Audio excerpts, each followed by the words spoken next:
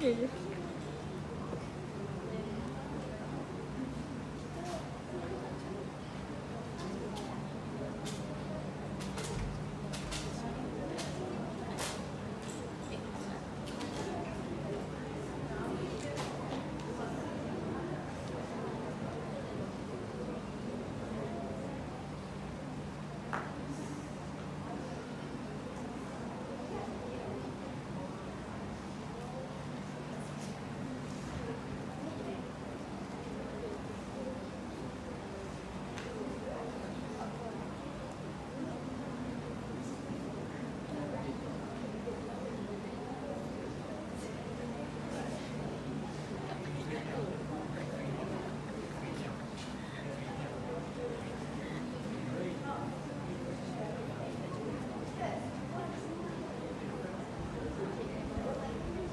Okay, Assalamualaikum dan salam sejahtera. Nama saya Farfazana dan Yani Safia.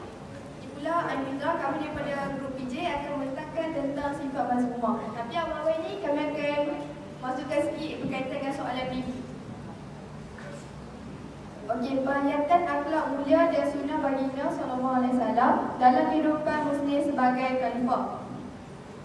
Yang pertama, konsep khalifah di muka bumi.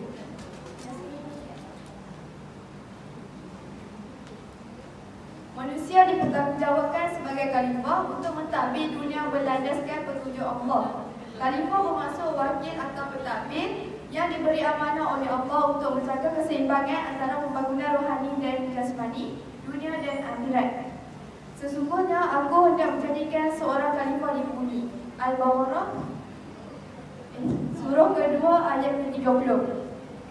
Ayat ini menunjukkan peranan manusia bukan hanya sebagai hamba yang beribadah, tetapi juga sebagai pengurus bumi yang menegakkan keadilan dan menolak kemungkaran.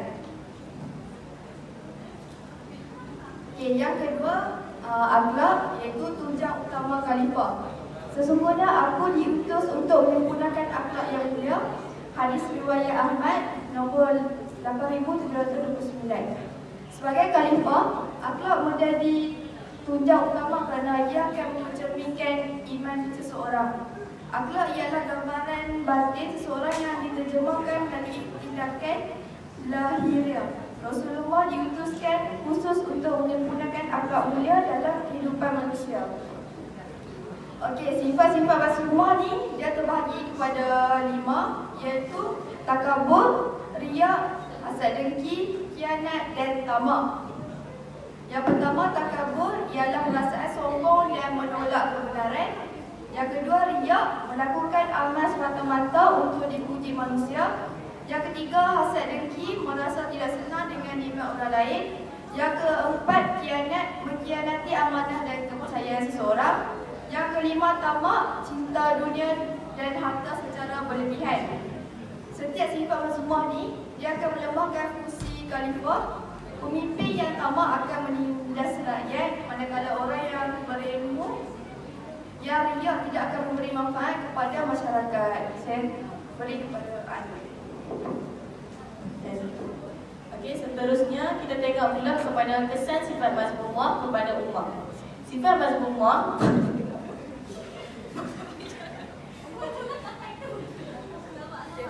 bukan sekadar dosa peribadi, tetapi memberi kesan mendalam kepada kesejahteraan umat. Okey, kita tengok kepada beberapa aspek, iaitu aspek sosial, ekonomi dan politik. Dalam aspek sosial, sifat sombong dan dengki menimbulkan perpecahan dan pemusuhan sesama masyarakat. Dalam aspek ekonomi, tamak dan khianat membawa kepada rasuah, penipuan serta ketidakadilan pengagihan harta. Akhir sekali, dalam aspek politik, riak dan cinta dunia menyebabkan pemimpin hilang integriti dan amanah. Sesungguhnya Allah menyuruh kamu menunaikan amanah kepada yang berhak menerimanya, dan apabila kamu menjalankan hukum di antara manusia, hendaklah kamu menghukum dengan adil. Surah An-Nisa Surah An-Nisa surah 4 ayat 58. Kaedah pengobatan rohani. Dalam Islam ni ada beberapa kaedah dia. Ni antara contoh-contoh dia. Yang pertama, muhasabah diri. Muhasabah diri ni dia macam kita tengok balik niat kita. dengan tindakan kita yang laku setiap hari. Adakah tu berlandaskan apa yang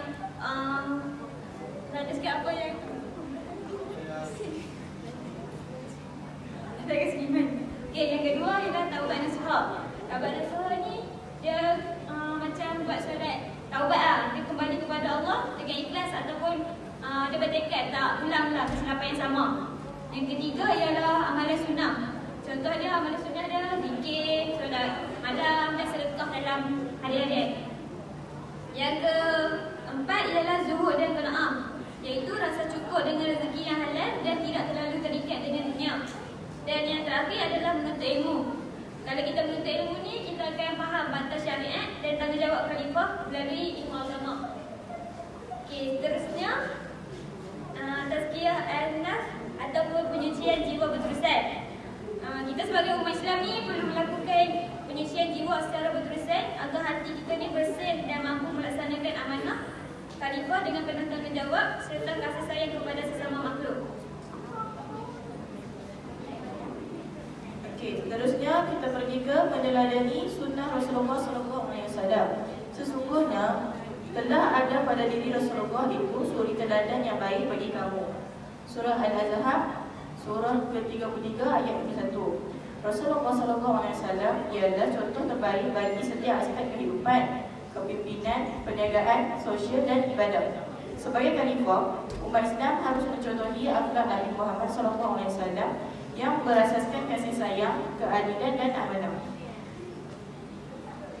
Okey, sifat-sifat yang harus kita teladani adalah kepimpinan dalam aspek ekonomi, sosial dan pendidikan. Okey, kepimpinan, syura dan demokrasi Islam dalam membuat keputusan. Ekonomi, menolak riba, menegakkan zakat dan perniagaan beretika. Sosial, menghormati jiran, menyantuni anak yatim dan membantu golongan lemah. Dalam pendidikan pula, menekankan kepentingan menuntut ilmu. Okey, apa kaitan pula dengan masyarakat madani? Okey, apabila sunnah ini diamalkan dalam masyarakat, ia akan membentuk nilai ihsan, integriti dan tanggungjawab sosial yang tinggi. Khalifah muda sama ada pemimpin, guru, pelajar atau ibu bapa perlu mencontohi akhlak mulia Rasulullah. Barang siapa yang menempuh jalan untuk menuntut ilmu, Allah memudahkan baginya jalan ke syurga. Hadis Muslim nombor 48 dan 7. Sunnah bukan hanya untuk dihafal, tetapi untuk diamalkan dalam kehidupan harian. Bekerja dengan amanah, berlaku adil, jujur dan menyebarkan rahmah kepada semua. Sekian, terima kasih kepada kami.